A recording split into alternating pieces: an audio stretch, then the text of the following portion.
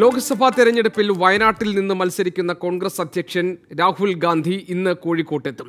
രാത്രി കരിപ്പൂർ വിമാനത്താവളത്തിൽ ഇറങ്ങുന്ന രാഹുൽ ഗാന്ധി ഇന്ന് കോഴിക്കോട് ഗസ്റ്റ് ഹൌസിൽ തങ്ങിയേക്കും. പ്രചാരണ പരിപാടികൾ വിലയിരുത്താനായി കോൺഗ്രസ് ലീഗ് നേതൃയോഗം ഇന്ന് കോഴിക്കോട്ട് ചേർന്നു. രാത്രി 8:30 കരിപ്പൂർ വിമാനത്താവളത്തിൽ ഇറങ്ങുന്ന രാഹുൽ ഗാന്ധിക്ക് കോഴിക്കോട് ഗസ്റ്റ് ഹൌസിലാണ് താമസം ഒരുക്കിയിരിക്കുന്നത്. വയനാട്ടിലെ പ്രചാരണം ശക്തിപ്പെടുത്താനായി കോൺഗ്രസ് മുസ്ലിം ലീഗ് നേതാക്കൾ ഇന്ന് രാവിലെ കോഴിക്കോട്ട് യോഗം ചേർന്നു. മുകുൾ വാസ്നിക്, കെ.സി. വേണുഗോപാൽ, രമേശ് ചെന്നിത്തല, മുല്ലപ്പള്ളി രാമചന്ദ്രനും അടക്കമുള്ള മുതിർന്ന കോൺഗ്രസ് നേതാക്കളും കെ.പി.എ. മജീദ്, പി.കെ. കുഞ്ഞാലിക്കുട്ടി തുടങ്ങിയ ലീഗ് നേതാക്കളുമാണ് യോഗത്തിൽ പങ്കെടുത്തത്.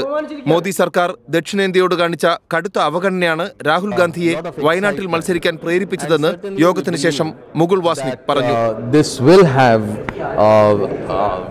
a positive impact all over the state. Rahul ഗാന്ധിയുടെ വയനാട്ടിലെ സ്ഥാനാർത്ഥിത്വത്തിൽ വർഗീയത പറഞ്ഞ് പ്രധാനമന്ത്രി കേരളത്തെ അപമാനിക്കുകയാണെന്ന് പ്രതിപക്ഷ നേതാവ് രമേശ് ചെന്നിത്തല.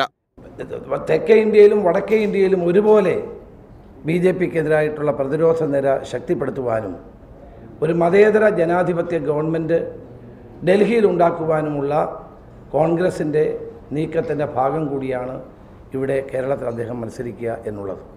പ്രചാരണത്തിനായി രാഹുൽ ഗാന്ധി ഒരു തവണ കൂടി കേരളത്തിലെത്തുമെന്ന് കെ.സി. വേണുഗോപാലും പ്രതികരിച്ചു. എത്ര സമയം രാഹുൽ ഗാന്ധി വന്നാലും ഞങ്ങൾക്ക് പ്രശ്നമില്ല എന്നാണ് അവർ സൂചിപ്പിച്ചിരിക്കുന്നത്. പക്ഷേ എന്തായാലും രാഹുൽ ഗാന്ധി ഒരു തവണ കൂടി വരാനാണ് സാധ്യത. AICC ജനറൽ സെക്രട്ടറി പ്രിയങ്ക ഗാന്ധിയും കേരളത്തിലെത്തുമെന്ന് കോൺഗ്രസ് നേതാക്കൾ അറിയിച്ചു. നാമനിർദ്ദേശ പത്രിക സമർപ്പിക്കാനായി നാളെ കൽപ്പറ്റയിലെത്തുന്ന രാഹുൽ ഗാന്ധി വയനാട്ടിൽ റോഡ് ഷോയും നടത്തും. രാഹുൽ ഗാന്ധിയുടെ വരവോടെ പ്രചാരണ തന്ത്രം മാറ്റിയ ഇടതുമുന്നണിയും BJPയും അതേ നാണയത്തിൽ തിരിച്ചടിക്കാനാണ് UDFന്റെ തീരുമാനം.